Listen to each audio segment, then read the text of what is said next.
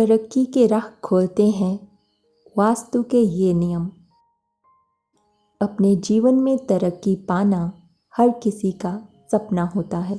तरक्की पाने के लिए हर कोई अपनी तरफ से प्रयास करता है।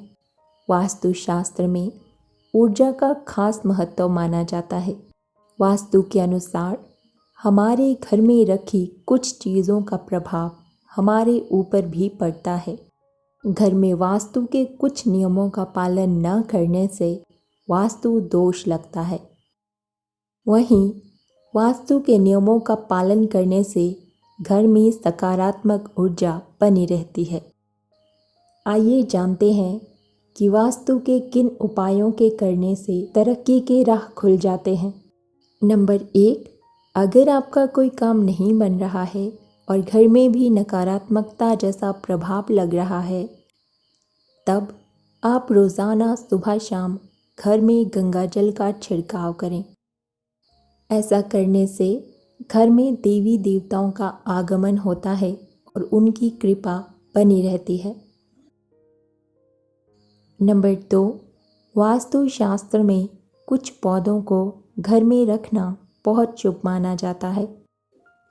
इसमें तुलसी का अहम स्थान है। वास्तु के अनुसार हर घर में तुलसी का पेड़ ज़रूर होना चाहिए।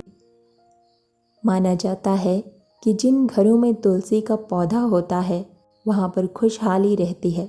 घर की लक्ष्मी को हर दिन शाम के समय तुलसी के पास घी का दीपक ज़रूर जलाना चाहिए। इससे घर में सुख समृद्धि आती है।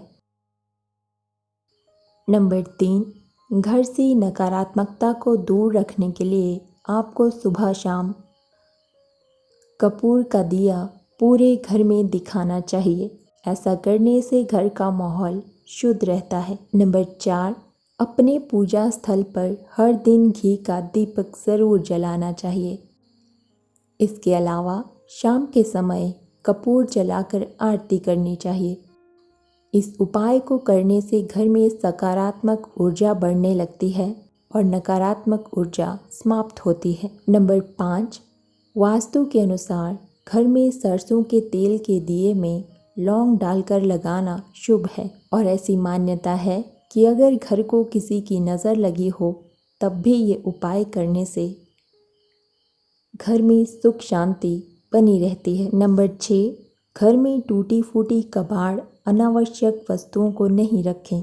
ऐसी वस्तुएं घर में अशांति और दरिद्रता फैलाती है, जिसके कारण आपका बना बनाया कार्य भी असफल हो जाता है। नंबर 7, वास्तु के अनुसार कभी भी घर के मुख्य द्वार के सामने झाड़ू नहीं रखनी चाहिए। ऐसा करने से माता लक्ष्मी रूठ जाती है और उस घर में दरिद्रता आती है। जिस घर के सदस्यों से माता लक्ष्मी नाराज़ रहती है वहाँ कभी भी सुख शांति नहीं आती है।